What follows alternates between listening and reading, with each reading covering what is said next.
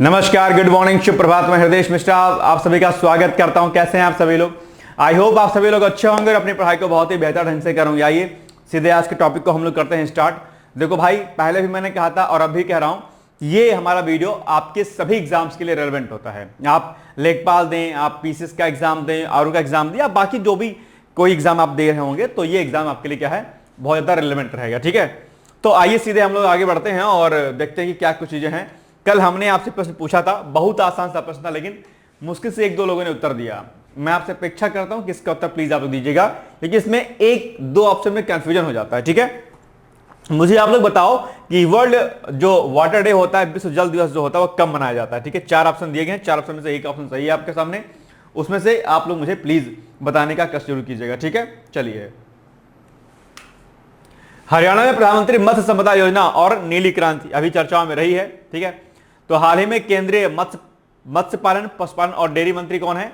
राजीव रंजन सिंह। उन्होंने ही राज्यसभा में जानकारी दी है कि मत्स्य पालन क्षेत्र को सुदृढ़ करने और नीली क्रांति, ब्लू रेवोल्यूशन, जिस पर आपके एग्जाम में बहुत सारे प्रश्न आते हैं नीली क्रांति को लेकर के, और सरकार इस पर लगातार जो है काम कर रही है। ठीक है, ये आपका जो है प्री के पॉइंट ऑफ व्यू से भी इंपॉर्टेंट है, प्लस आपका मेंस के प्रोस्पेक्टिव से भी आपके लिए इंपॉर्टेंट है। मैंने कई बार आपको कहा है कि नीली क्रांति पर आप मैटर क्या करिएगा, रेडी कर लीजिएगा। आपने रेडी कर लिया होगा, दैट्स वेरी गुड। अगर नहीं रेडी किया तो इसको कर लीजिएगा। राइट, चलिए।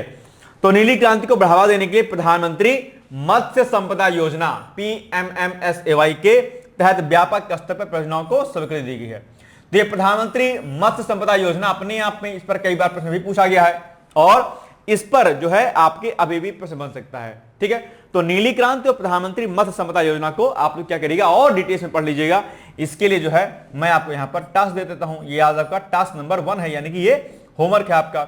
जो मैं टास्क देता हूं उसको आप कमिट करते रहिएगा। ठीक, तो ये रेडी कर लीजिएगा।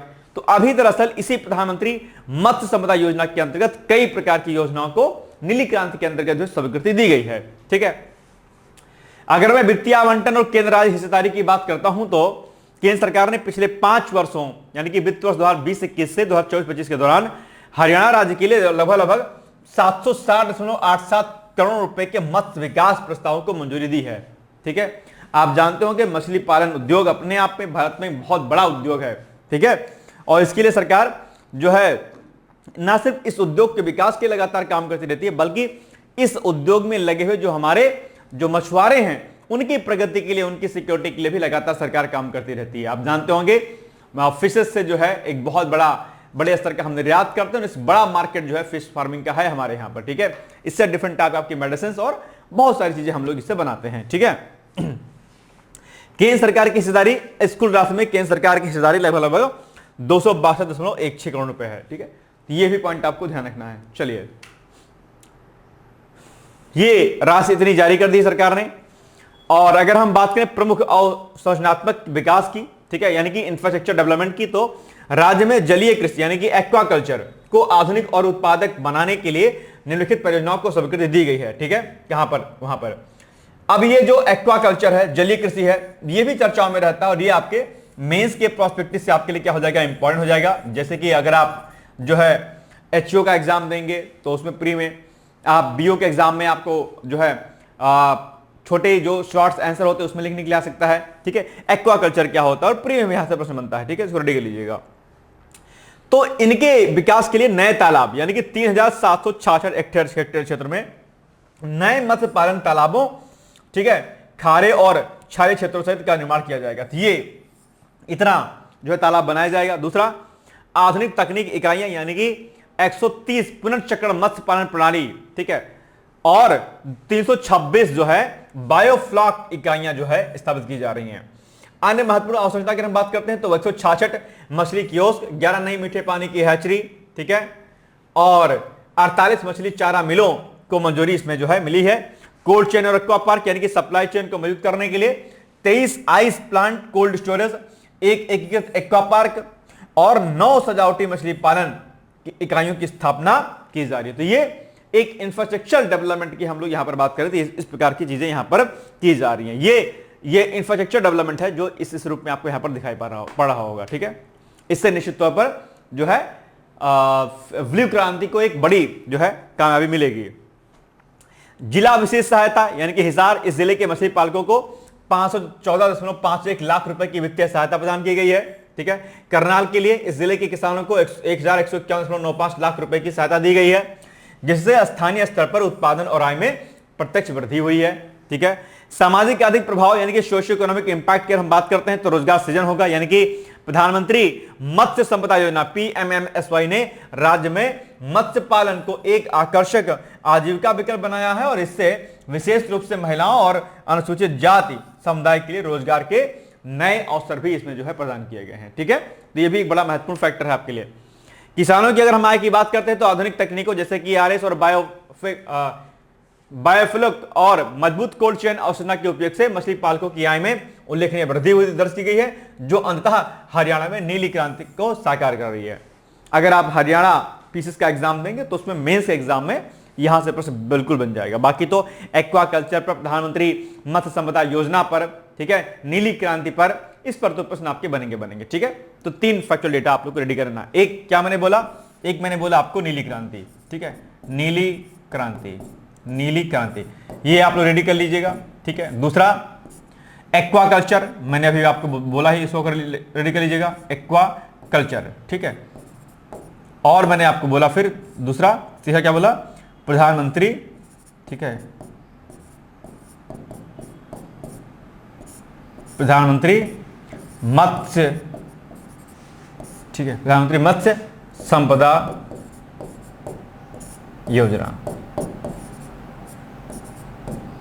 इतनी चीजें आपको क्या करनी है, याद रखनी है। ठीक है, ये सब आप एकदम बढ़िया तरीके से याद कर लीजिएगा। ठीक है, चलिए, प्रधानमंत्री मत्स्य संपदा योजना, ये भी आपको क्या करना, रेडी करना। ठीक है, चलिए, तो अब आप इसको अगर तीनों को रेडी कर लेंगे तो एक ना एक प्रश्न यहां से जो है बन जाएगा। ये आपका टास्क है। ठीक है, ये टास्क है आपका, होमवर्क है आपका। ठीक है, ये आपका होमवर्क है, टास्क यानी ये होमवर्क इसको बोलेंगे। ठीक है, आप लोग होमवर्क करने की हैबिट छूट गई होगी ना, है ना, अभी होमवर्क कर मिलेगा हमको यहां से, हमारी तरफ से। ठीक है, चलिए आइए आगे बढ़ते हैं हम लोग। हरियाणा में प्रधानमंत्री मत्स्य संपदा योजना, ठीक है, के वित्त पोषण के संदर्भ में लिखित कथनों पर विचार कीजिए। ठीक है, नंबर 1, पिछले 5 वर्षों में जो है राज्य में 760.87 करोड़ रुपए के प्रस्ताव के स्वीकृत किए गए हैं। ठीक है, इन स्वीकृत प्रस्ताव में केंद्र सरकार की हिस्सेदारी 500 करोड़ रुपए से अधिक की है। बताओ क्या हो जाएगा उसका उत्तर। उपरोक्त कथनों में कौन से कथन सही है, बताइए। केवल एक है, 1 और 2 दोनों ही है, या फिर ना तो 1 ना तो 2 है, या केवल 1 या केवल 2 है। क्या हो जाएगा इसका एग्जैक्टली आंसर, क्या हो जाएगा, please give me your answer साहब। ये ए हो जाएगा ना, केवल 1, इतना नहीं हिस्सेदारी भाई साहब। ठीक है, ये आपको मैंने पहले ही पेज पर जो है आपको दिखाया था, संभवतः, है ना, फर्स्ट पेज पे ही था ये। अरे भैया ये क्या हो रहा है, ये देखो, केंद्र सरकार की हिस्सेदारी यहां लिखा हुआ है। तो ये कई बार क्या होता है, जो आवंटन होता है, वित्तीय आवंटन होता है, उस वित्तीय आवंटन में, ठीक है, राज्य सरकार और केंद्र सरकार का आवंटन कितना है, ऐसे प्रश्न बहुत पूछ जाते हैं। कोई वित्तीय आवंटन हुआ है, उसमें से राज्य सरकार कितना पैसा दे रही है और जो है केंद्र सरकार कितना पैसा दे रही है। ठीक है, ये कई बार पूछा जाता है। इसके अलावा, ठीक है, अगर कोई योजना PPP मॉडल पर है, पब्लिक प्राइवेट पार्टनरशिप मॉडल पर है, तो उसमें जो है सरकार, ठीक है, सरकार और पर्टिकुलर जो कंपनी है उसका वित्तीय आवंटन कितना है, ऐसा ही पूछा था। जैसे अभी कल हमने आपको कराया था ना, एक एक्सप्रेस वे जो है बहराइच, बाराबंकी से बहराइच पास हुआ है, वो PPP मॉडल पर बनेगा। ठीक है, लगभग 6000 समथिंग करोड़ रुपए का आवंटन किया गया। उसमें से उसमें PPP मॉडल में क्या होता है कि सरकार जो कंपनियों को किस्त में पैसे जो है देती है, और जो टोल होता है वो टोल सरकार के पास रहता है, बाकी पैसा सरकार उनको देती रहती है ना। तो ये बात आप लोग ध्यान रखिएगा। ठीक है, चलिए, ठीक है, भारत निर्वाचन आयोग द्वारा पोस्टल बैलेट यानी कि डाक पत्र मत की विशेष सुविधा चर्चाओं में है। ये भी क्यों है, क्योंकि अभी हाल ही में भारत निर्वाचन आयोग यानी कि इलेक्शन कमीशन ऑफ इंडिया, और इसके बारे में आपसे अलग से पढ़ भी लीजिए क्योंकि यह अभी चर्चाओं में है। आप जानते होंगे कि निर्वाचन आयोग, इलेक्शन कमीशन ऑफ इंडिया और जो निर्वाचन आयुक्त होते हैं उनके ऊपर जो अभी महाभियोग की प्रक्रिया लगाने की बात कही गई है ना, किसके द्वारा, विपक्ष के द्वारा। ठीक है, तो इलेक्शन कमीशन ऑफ इंडिया ने समावेशी और सुलभ चुनाव सुनिश्चित करने के उद्देश्य से आगामी विधानसभा चुनाव असम, केरल, पुदुचेरी, तमिलनाडु और पश्चिम बंगाल के लिए वरिष्ठ नागरिकों, दिव्यांगजनों, सेवा मतदाताओं और अनिवार्य सेवाओं में तैनात कर्मियों के लिए पोस्टल बैलेट के माध्यम से मतदान की विशेष सुविधा की घोषणा की गई है। ठीक है, ध्यान रखिएगा। संवैधानिक और वैधानिक आधार की बात करते हैं तो यह सुविधा के लोक प्रतिनिधि अधिनियम, ठीक है, यानी कि representation of the people act 1951 की धारा 60 क्लॉज सी के तहत जो है प्रदान की जाती है। अब ये पूछ सकता है आप एग्जाम में, ठीक है, कि क्या इसका कॉन्स्टिट्यूशनल जो है अपने आप में इसका वो है, ठीक है, आधार है। हालिया संशोधनों के अनुसार निर्वाचन आयोग ने अनुपस्थित मतदाताओं की श्रेणी का विस्तार किया ताकि कोई भी पात्र मतदाता मतदान से वंचित न रह जाए अपने आप में। लाभार्थी और पात्रता की बात करते तो निर्वाचन आयोग के दिशा निर्देशों के अनुसार निम्नलिखित श्रेणियां घर बैठे या पोस्टल बैलेट के माध्यम से मतदान करने के लिए पात्र हैं। कौन कौन से लोग घर बैठे मतदान कर सकते हैं? तो नंबर 1 वरिष्ठ नागरिक, क्योंकि आप जानते होंगे बहुत सारे ऐसे व्यक्ति होते हैं जो निर्वाचन में अपना प्रमुख जो है वोट नहीं दे पाते हैं, है ना। सबको वोट का अधिकार है भाई, सब लोग वोट दे सकते हैं, लेकिन कई बार विपरीत परिस्थितियां होने पर नहीं लोग दे पाते हैं। तो अभी इलेक्शन कमीशन ऑफ इंडिया ने कुछ सुविधाएं दी हैं। उन सुविधाओं के लाभार्थी कौन हो सकते हैं? नंबर 1 वरिष्ठ नागरिक, यानी कि 85 वर्ष से अधिक आयु के वरिष्ठ नागरिक सिटीजन को फायदा मिल जाएगा, ठीक है, यानी कि वो इस सुविधा के अनुसार जो है अपना वोट जो है डाल सकते हैं, ठीक है। ये चलिए, दिव्यांगजन यानी कि 40% या उससे अधिक बेंचमार्क विकलांगता वाले, ठीक है, चिन्हित मतदाता, आवश्यक सेवाओं के कर्मी यानी कि अग्निशमन, स्वास्थ्य, बिजली, परिवहन, एम्बुलेंस, विमानन और सरकारी सड़क परिवहन जैसी अधिसूचित आवश्यक सेवाओं यानी कि जो इसेंशियल सर्विसेज होती हैं उनमें कार्यरत जो कर्मचारी लोग होते हैं उनके लिए भी जो है ये सुविधा मिलेगी अपने आप। तो ये बढ़िया बात है। दूसरा, चुनाव ड्यूटी कर्मी और मीडिया। अब सिंपल सी बात है, अगर कोई चुनाव करवा रहा है तो भी उसको मुश्किल होगी, तो ऐसे लोगों को भी सुविधा मिलेगी, यानी कि चुनाव ड्यूटी पर तैनात कर्मचारी और इलेक्शन कमीशन ऑफ इंडिया द्वारा अधिकृत मीडिया कर्मी भी दरअसल क्या हो जाएंगे, इसके लिए पात्र होंगे। ठीक, आवेदन प्रक्रिया और कार्यप्रणाली क्या रहेगा, प्रोसीजर क्या रहेगा इसका?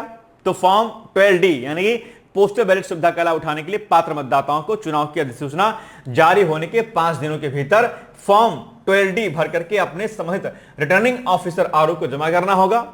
आवश्यक सेवाओं वाले कर्मियों को यह फॉर्म अपने विभाग के नोडल अधिकारी के माध्यम से जमा करना होगा, ठीक है ना, ध्यान रखिएगा। घर पर मतदान यानी कि 85+ आयु वर्ग और दिव्यांग मतदाताओं के लिए बूथ लेवल ऑफिसर या अधिकृत मतदान दल पूरी गोपनीयता और वीडियोग्राफी के साथ मतदाता के घर जाकर के वोट एकत्र करता है। ये खास पॉइंट भी जो है अपने आप में क्या है, आपके लिए बहुत महत्वपूर्ण हो रहा है, ठीक है। तकनीकी हस्तक्षेप, ETPPBS, ठीक है, यानी कि electronically transmitted postal ballot system, ठीक है। सेवा मतदाताओं यानी कि सर्विस वोटर जैसे कि सशस्त्र बल, केंद्रीय पुलिस बल के लिए चुनाव आयोग ETPBS का उपयोग करता है, यहां पर लिखा हुआ है सामने। उम्मीदवारों की अंतिम सूची तैयार करने के बाद मतपत्र इलेक्ट्रॉनिक रूप से सेवा मतदाता को भेजा जाता है, जिसे वे डाउनलोड करके अपना वोट दर्ज करते हैं और बिना किसी डाक खर्च के वापस रिटर्निंग ऑफिसर को भेज देते हैं। तो ये कुछ खास अभी सुविधाएं जो है इलेक्शन कमीशन ऑफ इंडिया ने स्टार्ट किया है, तो निश्चित तौर पर इसका व्यापक असर देखने को मिलेगा आपको, ठीक है। चलिए, भारत निर्वाचन आयोग द्वारा प्रदान की जाने वाली पोस्टल बैलेट सुविधा के संदर्भ में वरिष्ठ नागरिकों के लिए निर्धारित न्यूनतम आयु सीमा क्या है? 75 वर्ष, 80 वर्ष, 85 वर्ष या फिर 90 वर्ष। अब इसमें आप कंफ्यूज हो गए होंगे, तो अभी देखो हमने बताया था, बैक चलते हैं जरा, है ना, ओल्ड स्लाइड पे देखो यहां पे। अब इसमें आपको कंफ्यूजन हो रहा होगा, मुझे पूरा भरोसा है ना। चलिए बैक कर लीजिए एक बार जरा। अब देखिए, ये देखो वरिष्ठ नागरिक के लिए क्या है, 85, बस हो जाएगा, यानी कि 85 वर्ष से अधिक आयु के वरिष्ठ नागरिकों के लोग जो है इसमें पात्र होंगे, तो 85 हो जाएगा इसका एग्जैक्टली आंसर, ठीक है ना। चलिए, ये देखो, तो 85 वर्ष कहां पे लिखा हुआ है? ये लिखा हुआ है आपका सी वाले में, यानी कि सी इज द राइट आंसर, ठीक है, आसान है। चलो, भारतीय तटरक्षक बल के लिए next generation offshore patrol vessels, ये क्या है भाई साहब? चर्चाओं में क्योंकि अभी हाल ही में महाराष्ट्र के रत्नागिरी में भारतीय तटरक्षक बल यानी कि इंडियन कोस्टल गार्ड्स, ठीक है, या इंडियन कोस्ट गार्ड ICJ के लिए next generation offshore patrol vessels, ठीक है, श्रेणी के दूसरे और तीसरे पोत पोत का कील लेंग समारोह आयोजित किया गया। यह पहल तटीय सुरक्षा को मजबूत करने और समुद्री क्षेत्रों में भारत की निगरानी क्षमता को बढ़ाने के लिए एक महत्वपूर्ण कदम है अपने आप में।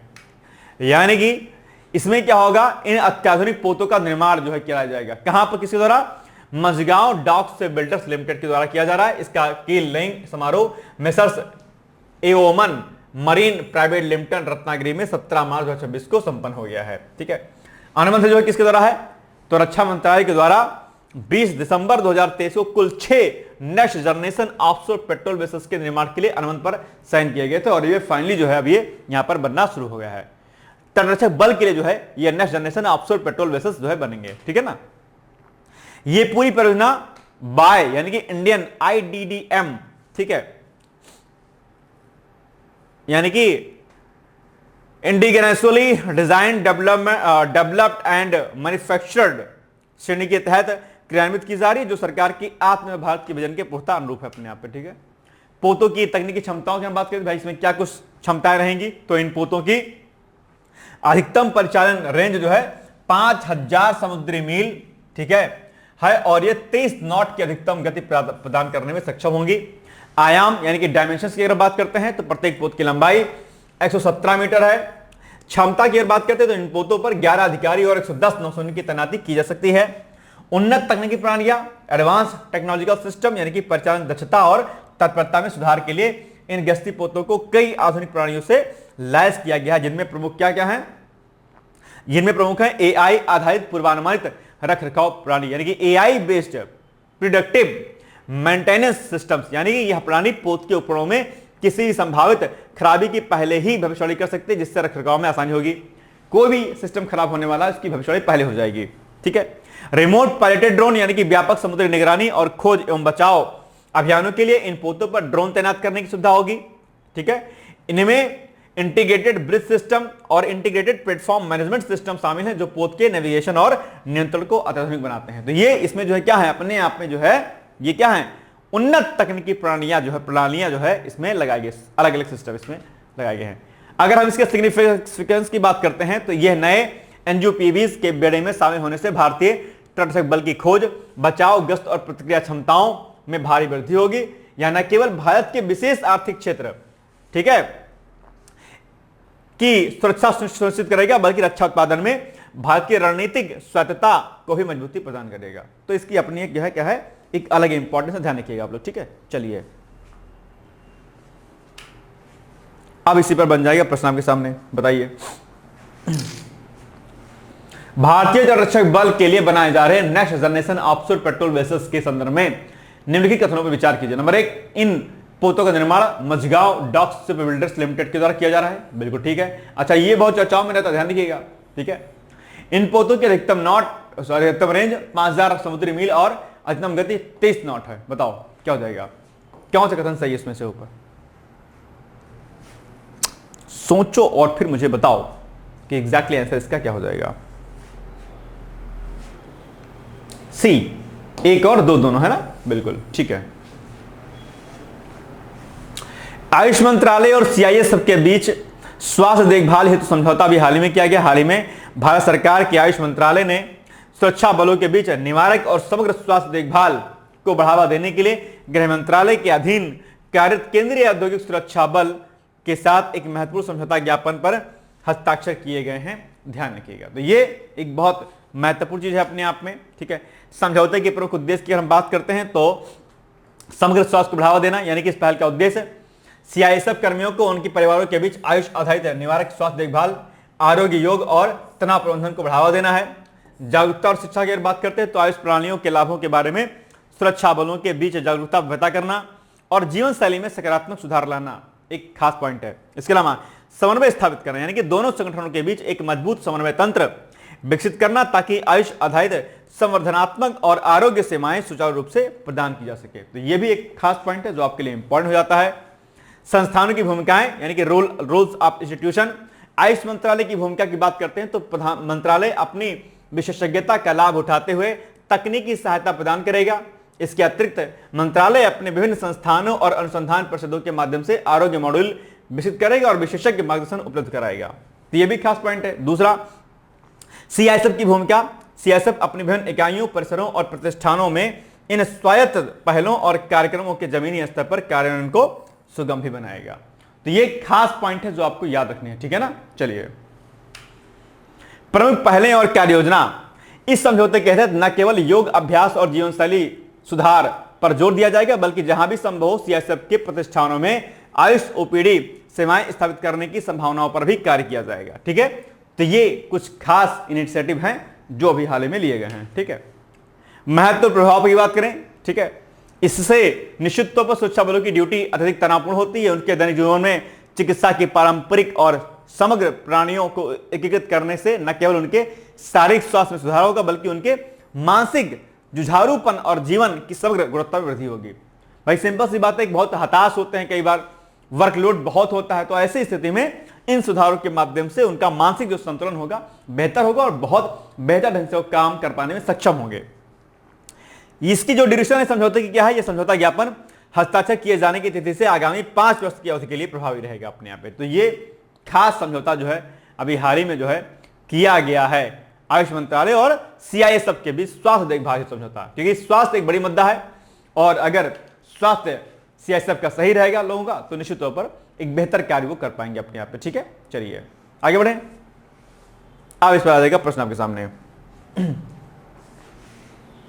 हाल ही में आयुष मंत्रालय ने सुरक्षा बलों और उनके परिवारों के बीच समग्र स्वास्थ्य देखभाल और योग को बढ़ावा देने के लिए किस केंद्रीय सशस्त्र पुलिस बल के साथ समझौता ज्ञापन पर साइन किया है?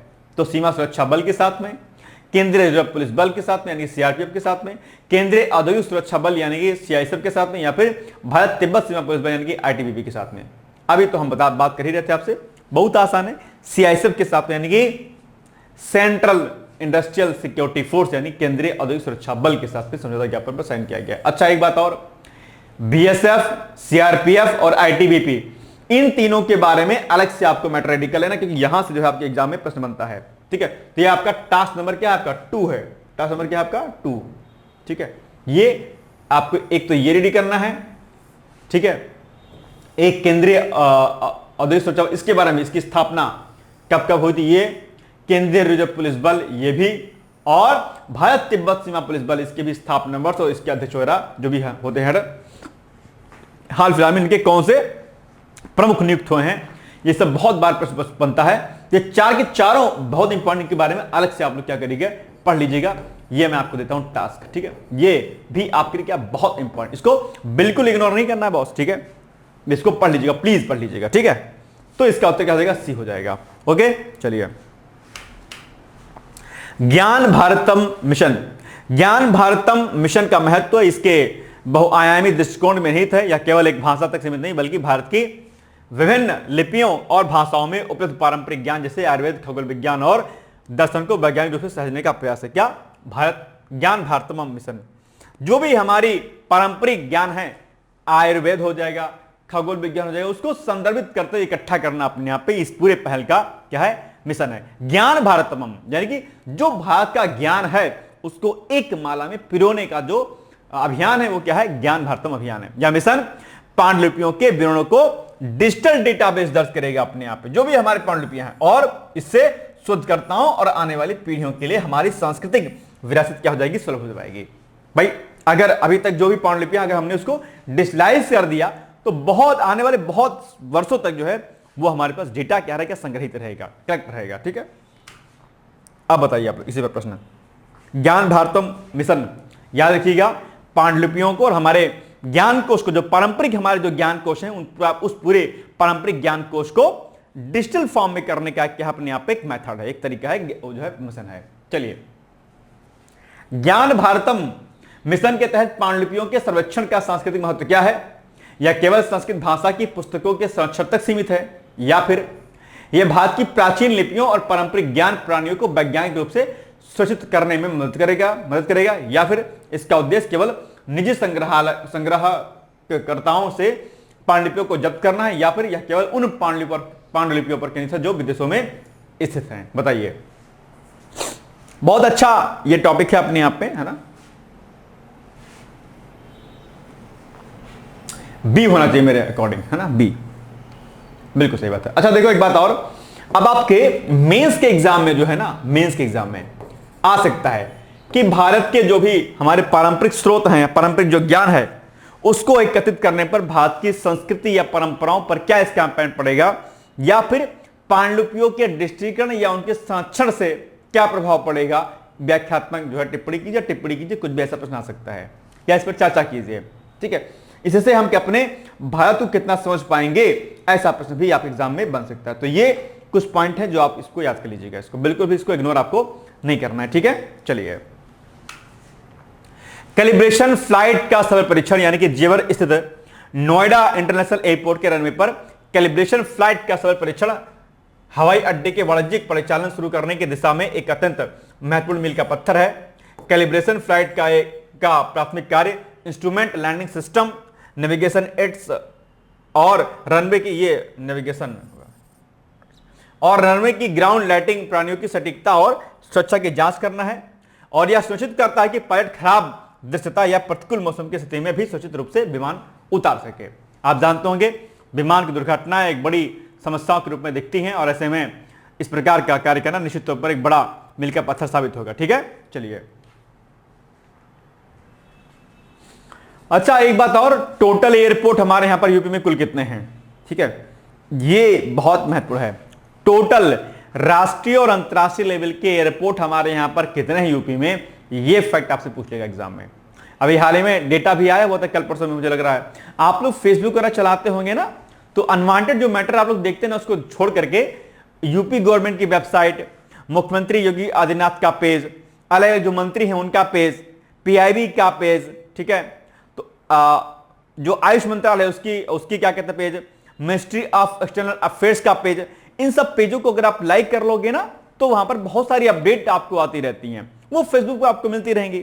सिंपल सी बात है। लेकिन आप लोग क्या करते हो, उसकी जगह पर वो पेज ना जो है लाइक करके, बल्कि न जाने किसको लाइक करते हो।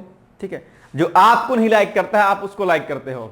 ध्यान रखना, जो आपको लाइक करे आप उसको लाइक कीजिएगा। ठीक है, जिंदगी में खुश रहना है। ठीक है, मैं अक्सर कहता हूं प्यार उससे करो जो प्यार आपसे करे, है ना। नहीं तो आप किसी से प्यार करते हैं तो लोग आपको बेवकूफ बना देते हैं, खासकर तब जब आप बहुत अच्छे होते हैं, तब की स्थिति होती है। राइट, ध्यान रखिएगा। अच्छे होना आजकल दुनिया में क्या सबसे खराब काम बन गया है, नहीं, बट अच्छे बन के रहिएगा, है ना। ओम अस्तु मां सद्गमय, ओम तमसो मां ज्योतिर्गमय, और ओम मृत्युर्मा अमृतगमय। हे ईश्वर, हमें अस्तो मां सद्गमय, असत मार्ग से सत मार्ग की ओर ले चलो। ओम अस्तो मां सद्गमय, ओम तमसो मां ज्योतिर्गमय, हमें तमस से प्रकाश यानी कि उजाले की ओर ले चलो, हमें अंधकार से प्रकाश की ओर ले चलो, हमें, ठीक है, ये खास बात है। ओमस्तु मां सद्गमय, तमसो मां ज्योतिर्गमय, और ओम मृत्यु और मां मृतंगमय, हमें मृत्यु से मोक्ष की ओर ले चलो, है ना। चलिए, जहां पर सारे सुख और दुख के बंधन मुक्त हो जाए हमसे। चलिए बताइए प्रश्न, जेवर स्थित नोएडा इंटरनेशनल एयरपोर्ट पर हाल ही में आयोजित कैलिब्रेशन फ्लाइट के सफल परीक्षण का मुख्य उद्देश्य क्या था?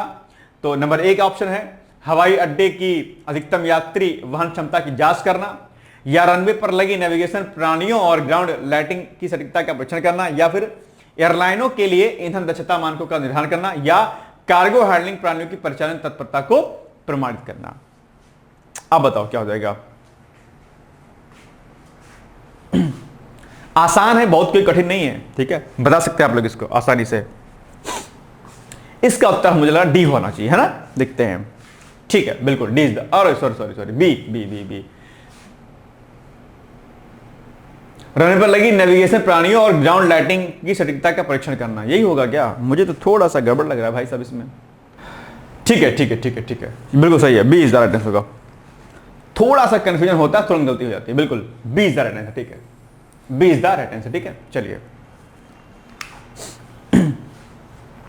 विश्व समाज कार्य दिवस, वर्ल्ड सोशल वर्क डे, ठीक है, ये दरअसल प्रतिवर्ष मार्च के तीसरे मंगलवार को मनाया जाता है। ध्यान रखिएगा। ठीक है, मार्च 2026 का तीसरा मंगलवार 17 मार्च को पड़ा है, और यह दिन समाज सेवकों द्वारा किए गए कार्यों को पहचानने और सामाजिक नीतियों के सुधार के लिए वैश्विक जागरूकता बढ़ाने का अवसर प्रदान करता है।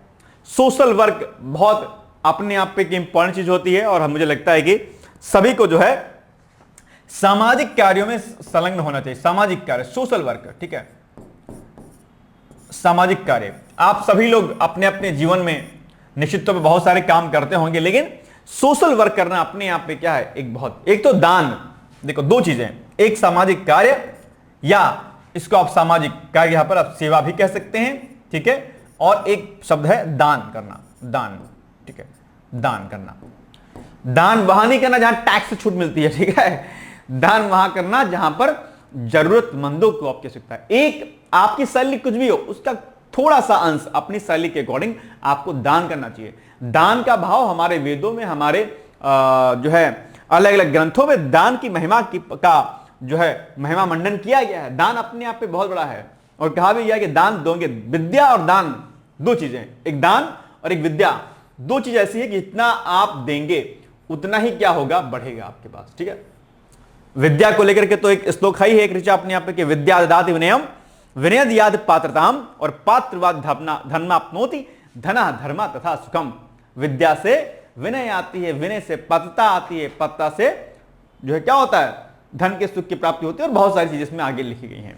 विद्या ददाति विनयम विनयद याद पात्रताम पात्रवाद धनाप्नोति धना धर्मा तथा सुखम।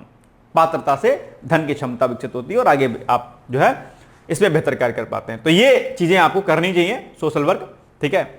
किसी के काम जो आए उसे इंसान कहते हैं, पराया दर्द जो अपनाए उसे इंसान कहते हैं ना, ध्यान रखिएगा। चलिए, यह दिवस सामाजिक कार्य क्षेत्र के पेशेवरों यानी कि सोशल वर्कर्स और उनके माध्यम से समाज में आने वाले सकारात्मक बदलाव को समर्पित होता है, कि जो भी लोग समाज के लिए बेहतर कार्य करते हैं उनके लिए डे जो है समर्पित होता है, ठीक है। चलिए, अब इसी पर बेस्ड आपके सामने एक क्वेश्चन बन जाएगा। चलिए, विश्व समाज कार्य दिवस वर्ल्ड सोशल वर्क डे के संदर्भ में निम्नलिखित कथनों पर विचार कीजिए। नंबर 1, यह दिवस प्रतिवर्ष वैश्विक स्तर पर मार्च के तीसरे मंगलवार को मनाया जाता है। वर्ष 2026 में यह 17 मार्च को मनाया गया। इसका उद्देश्य सामाजिक न्याय को बढ़ावा देना और समाज सेवकों के अमूल्य योगदान को समर्पित करना है। यह मार्च का तीसरा मंगलवार है कि दूसरा है भाई साहब, एक बार चेक कर लो जरा एक बार। ये तीसरा मंगलवार, बिल्कुल सही बात है। तो मुझे लग रहा है तीनों कथन सही होने चाहिए, क्योंकि ये भी सही है, ये भी सही है और ये भी सही है, ठीक है, ये भी सही है। सामाजिक न्याय, सोशल जस्टिस, ठीक है, क्या सोशल जस्टिस, सोशल जस्टिस एक शब्द है ना,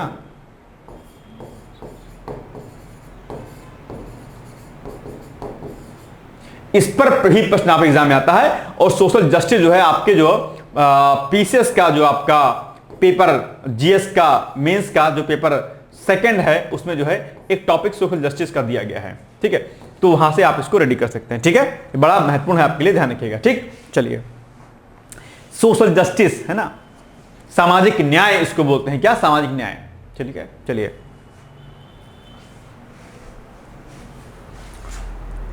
तो इसमें तीनों कथन मुझे लग रहे हैं सही, डी होना चाहिए, जहां तक बिल्कुल सही बात है, इसका ऑप्शन क्या जाएगा, डी। इसमें तीनों कथन क्या है आपके सही हैं एग्जैक्टली, ठीक है। चलिए, नमन पुरस्कार 2026, भारतीय क्रिकेट कंट्रोल बोर्ड बीसीसीआई ने नमन पुरस्कार 2026 का आयोजन किया, जिसका मुख्य उद्देश्य 2024-25 क्रिकेट सत्र के दौरान विभिन्न प्रारूपों में शानदार प्रदर्शन करने वाले पुरुष और महिला क्रिकेटरों को क्या करना है, सम्मानित करना था अपने आप। नमन पुरस्कार बीसीसीआई की एक प्रतिष्ठित वार्षिक पहल है जो जूनियर से लेकर के सीनियर स्तर तक के खिलाड़ियों के कठिन परिश्रम और उपलब्धियों को मान्यता जो है क्या करता है, प्रदान करता है। पर्सनली मुझे क्रिकेट बिल्कुल नहीं पसंद है, हालांकि क्योंकि क्रिकेट ऐसा एक गेम है जहां पर जो है सट्टेबाजी को से लेकर के और बहुत बड़े क्रम तक का खेल एक बहुत बड़ा होता है, ठीक है। और आम इंसान के समय को बर्बाद करने का सबसे बड़ा साधन क्रिकेट है, क्रिकेट और मूवीज, दो चीजें, ठीक है। बाकी गेम जो थोड़ी देर के होते हैं बेहतर होते हैं। और सबसे गलत बात यह है कि इनके खिलाड़ियों को करोड़ों करोड़ रुपए मिलते हैं, जबकि जो हमारे अपने खेल हैं, राष्ट्रीय स्तर के जो खेल हैं, कबड्डी से लेकर खो खो से लेकर के या अन्य वॉलीबॉल बैडमिंटन है, उनमें कितना पैसा मिलता है, उनमें कितना खिलाड़ियों को प्रोत्साहन मिलता है, ये किसी से छिपा नहीं हुआ है, ठीक है। तो कालाबाजारी का धंधा है क्रिकेट अपने आप पे, मुझे तो बिल्कुल पसंद नहीं है। आप लोग भी कम ही देखा करिए बॉस, है ना, ठीक है। ना आपको विराट कोहली 2 पैसा देने आएंगे और ना कोई कुछ और कोई देने आएगा। आप लोग एक्सक्यूज देते हैं, इससे देश का नाम होता है, देश का नाम कई अन्य खेलों से भी होता है, उसको तो आप लोग नहीं देखते हैं। क्रिकेट खेलने, क्रिकेट में जीत लेने से ही भारत का नाम नहीं होता है, भारत का नाम हमारे बाकी ओलंपिक गेम से भी होता है, हमारे अदर गेम जो होते हैं उनसे भी होता है, लेकिन उसको आप लोग नहीं देखते हैं। पवेलियन में इतनी भीड़ नहीं दिखती किसी वाले गेम में, ये दिक्कत है अपने आप में, है ना। आप लोग को क्या किया जाए, खैर। इसमें लाइफ टाइम अचीवमेंट पुरस्कार सर्वश्रेष्ठ अंतरराष्ट्रीय क्रिकेटर और घरेलू क्रिकेट के शीर्ष प्रदर्शन करने वालों को विभिन्न श्रेणियों में सम्मानित किया जाता है, ठीक है। चलिए, आइए, भारतीय क्रिकेट कंट्रोल बोर्ड बीसीसीआई द्वारा आयोजित नमन पुरस्कार 2026 के संदर्भ में लिखित कथनों पर विचार कीजिए। नंबर 1, यह पुरस्कार समारोह 2024-25 सत्र के उत्कृष्ट प्रदर्शन करने वाले खिलाड़ियों को सम्मानित करने के लिए आयोजित किया गया था। ठीक है, नमन पुरस्कार बीसीसीआई का वार्षिक पुरस्कार कार्यक्रम है जो घरेलू और अंतर्राष्ट्रीय दोनों स्तरों पर क्रिकेटरों के योगदान को मान्यता देता है। तो ये क्या प्रतिवर्ष मनाया जाता है कि नहीं मनाया जाता है, बताओ? केवल एक होगा, ठीक है, ए वाला होगा या फिर 1 और 2 दोनों होगा, इसी में कंफ्यूजन हो सकता है, राइट? चलो बताओ, सोचो फिर बताओ मुझे, है ना? ऐसे प्रश्न आते हैं और आप लोग गलती करके चले आते हैं। ठीक है, चलिए, सी 1 और 2 दोनों इसमें से, ठीक है। चलिए, अब आज आपके लिए प्रश्न है, भारत में काली मिट्टी मुख्यतः किस फसल के लिए उपयुक्त होती है? बहुत महत्वपूर्ण प्रश्न है और अक्सर आप एग्जाम में आता है। काली मिट्टी, ब्लैक सॉइल किस फसल के लिए सबसे ज्यादा इंपॉर्टेंट होती है? आपके सारे ऑप्शन है, गेहूं के लिए, धान के लिए, कपास के लिए, जौ के लिए। जल्दी से मुझे इसका उत्तर बताइएगा कि इसका एग्जैक्टली जो आंसर होगा वो क्या होगा। ठीक है, चलिए, मुख्य परीक्षा का प्रश्न आपके सामने है, भारत के मानसून के प्रमुख लक्षणों का क्या करना है? आपको वर्णन करना है। और भारतीय मानसून आप जानते हैं कि आप एग्जाम में अक्सर पूछा जाता है। अब आप इसको बता पाए कि ना बता पाए एक अलग बात है, लेकिन यहां से प्रश्न बहुत बनता है। ठीक है, और इसको अगर आप कर लेंगे तो ये बहुत अच्छी बात होगी। मैं उम्मीद करता हूं कि आप इसको मुझे बताएंगे एनी हाउ। ठीक है, चलिए, कल हमने आपसे प्रश्न पूछा था, नैतिक मूल्यों को बढ़ावा देने में परिवार की भूमिका क्या है? स्पष्ट कीजिए। ठीक है, तो परिवार व्यक्ति का पहला और सबसे महत्वपूर्ण सामाजिक संस्थान होता है जहां से नैतिक मूल्यों की नींव रखी जाती है और नैतिक मूल्यों के विकास में परिवार की भूमिका को इस प्रकार से स्पष्ट किया गया है। ध्यान रखिएगा, नैतिक मूल्यों को बढ़ावा देने में परिवार किसका योगदान होता है? एक होता है परिवार का, दूसरा समाज का, तीसरा शैक्षिक संस्थाओं का, शैक्षणिक, ठीक है, जो शैक्षिक संस्थाएं होती हैं उनका योगदान बहुत होता है। ठीक है, तो ये इन तीनों का जो है योगदान, परिवार, समाज और शैक्षिक संस्थाएं, 3 जो चीजें होती हैं, इनमें एक बड़ा रोल जो है होता है किसका? जो है नैतिक मूल्यों को बढ़ावा देने में। तो ये खास बात है जो उसको आप लोग क्या करिएगा, रेडी करके रखिएगा। ठीक है, चलिए, प्राथमिक शिक्षा का केंद्र, तो पहला पॉइंट क्या है कि बच्चा सबसे पहले परिवार से ही सही गलत, अच्छा बुरा, सत्य असत्य और अंतर सीखता है। माता पिता और बड़े बुजुर्गों उसके पहले शिक्षकों में से एक होते हैं। जो नैतिक मूल्य, जो अच्छे विचार, जो नैतिकता का भाव जो माँ या पिता या घर में जो बुजुर्ग लोग या बड़े लोग जो रहते हैं वो शिक्षा एक बच्चे को दे देंगे, वो शायद ही कोई व्यक्ति दे पाए। इसलिए नैतिक मूल्यों को विकसित करने में परिवार की क्या होती, सबसे अहम भूमिका होती है। लेकिन इस बदलते हुए परिवेश में परिवार की जो भूमिका है वो क्या हो गई, नगण्य हो गई है, या यूं कहूं कि खत्म सी हो गई, क्योंकि पति पत्नी दोनों जॉब करते हैं, दोनों सुबह लेके चले गए शाम तक जॉब करने के लिए आए। घर में दाई या जो अन्य केयर टेकर है वो बच्चे को पालती हैं। उनका पालना और एक माँ और पिता का पालना, दोनों में जमीन और आसमान का अंतर होता है। बल्कि अंतर इतना होता है कि आप उसको पाट नहीं सकते हैं। मम्मी पापा शाम को आए, जब तक वो शाम को आए तब तक खाना खा के सो गया बच्चा, सुबह स्कूल निकल गया, वो तुम्हें निकल गए। टाइम संडे मिलता है तो आपको घूमने कहीं चले जाना है, या काम इतना रहता है कि सो जाना है, आप अपने बच्चे को टाइम दे पाते हो। और एकल परिवार, जो पहले मिश्रित परिवार हुआ करते थे, ज्वाइंट फैमिली हुआ करती थी, अब क्या है, सिंगल फैमिली, मतलब कि एक एकल परिवार बढ़ रहे हैं। ऐसे में घर में दादा दादी या चाचा चाची या अन्य जो लोग परिवार में हुआ करते थे वो नहीं रहते हैं। इससे बच्चों में जो भाव जो आना चाहिए, जो सांस्कृतिक जो मूल्य जो विकसित होने चाहिए, वो नहीं हो पाते हैं। लेकिन हम जॉब और पैसे चक्कर में अपने परिवार को तोड़ते हुए चले जा रहे हैं, और तभी आपके बच्चे आपको एक दिन वृद्धाश्रम में छोड़ के चले आते हैं, है ना? ध्यान रखिएगा। चलिए, आदर्श प्रस्तुत करना, बच्चे अपने माता पिता के व्यवहार की नकल करते हैं। यदि परिवार के सदस्य ईमानदार, अनुशासित और सहानुभूतिशील होते हैं तो बच्चे भी वही करते हैं। आपके माता पिता अगर अपने माता पिता की सेवा नहीं करेंगे, यानी कि आपके दादी दादा की सेवा अगर आपके पेरेंट्स नहीं करेंगे, तो आपके मन में भी कल को अपने माता पिता को लेकर के वो भाव कभी नहीं आएगा। ध्यान रखिएगा, अगर आपके पिता या मां ने अपनी सास या आपके पिता ने अपनी मां की, अपने पिता की सेवा की होगी, तो भाव आपके भीतर आएगा। क्योंकि बच्चे बड़ों से सीखते हैं, उनसे बहुत कुछ सीख करके अपने भीतर उसको अपनाते हैं और आगे जाकर के वही चीज करते हैं। ध्यान रखिएगा, ठीक है। संस्कारों का विकास भी होता है। परिवार में दिए गए संस्कार जैसे बड़ों का सम्मान, दूसरों की मदद करना, सच्चाई बोलना, ये सारे चरित्र निर्माण का जो कार्य होता है वह परिवार के द्वारा ही किया जाता है। अनुशासन और जिम्मेदारी का भाव भी परिवार ही सिखाता है। समय की पाबंदी, बच्चों का अनुशासन, ठीक है, काम का महत्व, और ये सारी चीजें जो है ये सब नैतिक जीवन के जो आधार हैं ये परिवार सिखाता है। भावनात्मक सुरक्षा और समर्थन, एक स्वस्थ पारिवारिक वातावरण बच्चे को सुरक्षित महसूस कराता है, जिससे उसमें आत्मविश्वास और सही निर्णय लेने की क्षमता विकसित होती है। सामाजिक व्यवहार की शिक्षा, परिवार बच्चों को समाज में कैसे व्यवहार करना है, जैसे सहयोग, सहिष्णुता और दूसरे के प्रति सम्मान का भाव सिखाता है। कौन? परिवार। धार्मिक और सांस्कृतिक शिक्षा भी जो है दी जाती है बच्चों को, जिससे उनके नैतिक मूल्य क्या होते हैं? मजबूत बनते हैं। ठीक है, निष्कर्षतः यह कहा जा सकता है कि परिवार नैतिक मूल्यों के विकास की आधारशिला है। यदि परिवार सही दिशा और वातावरण प्रदान करे तो बच्चा एक अच्छा और जिम्मेदार नागरिक जो है बन सकता है। कितना अच्छा उत्तर दिया है, बस ये लिखना था आपको। कल मैंने इसका प्रश्न दिया था आपको, आपने लिखा कि नहीं लिखा मुझे नहीं पता है। खैर, एक सूचना मैं आपको दे दूं कि अभी डिकोड एग्जाम पर हमारे ऑफर्स चल रहे हैं नवरात्रि के शुभ अवसर पर।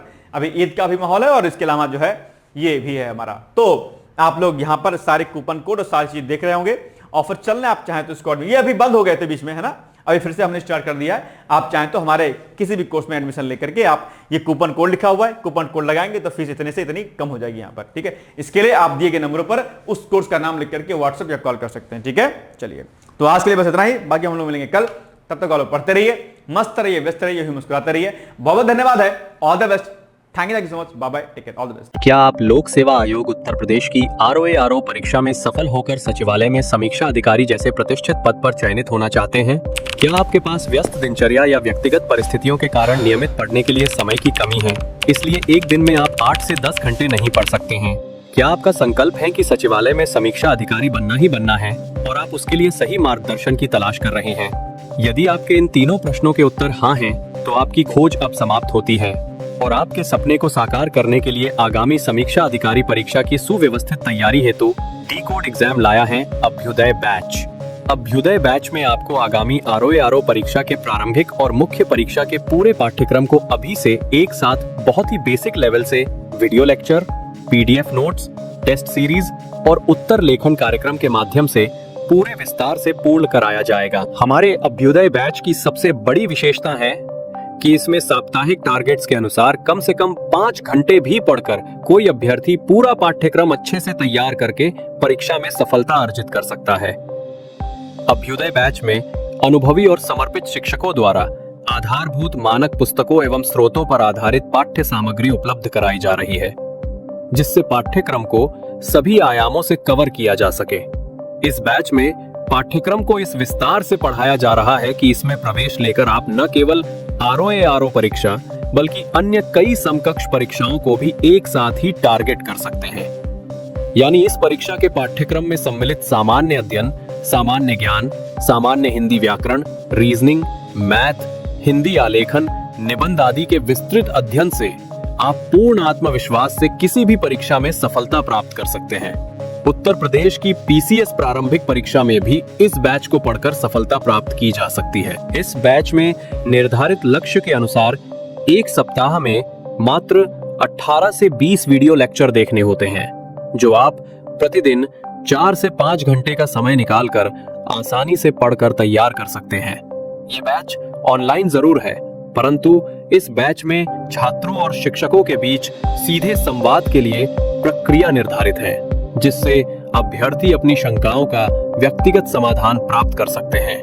आपके संकल्प को सिद्धि तक पहुंचाना ही अभ्युदय बैच की आधारभूत संकल्पना है। हमारा ये आत्मविश्वास संस्थान के 5 वर्षों की कठिन साधना की परिणति है। डिकोड एग्जाम संस्थान अपने 5 वर्षों के सफर में ROA परीक्षा में 45 से अधिक चयन सुनिश्चित करवाकर एक विश्वसनीय संस्थान के रूप में विख्यात है। इसलिए बिना किसी संशय के पूर्ण विश्वास के साथ आप भी हमसे जुड़कर अपनी सफलता का नया अध्याय लिख सकते हैं। इस बैच से जुड़ने के लिए हमारे संस्थान के नंबर 8604409201 अथवा 9506742546 पर व्हाट्सएप या कॉल करके बैच की पूरी जानकारी प्राप्त की जा सकती है। अभी 500 शुरुआती छात्रों को विशेष छूट भी प्रदान की जा रही है। इसलिए इस अवसर का लाभ उठाने के लिए अतिशीघ्र प्रवेश लेकर अभ्युदय बैच से जुड़े। प्रवेश के लिए अभी संपर्क करें और शुल्क में छूट प्राप्त करें।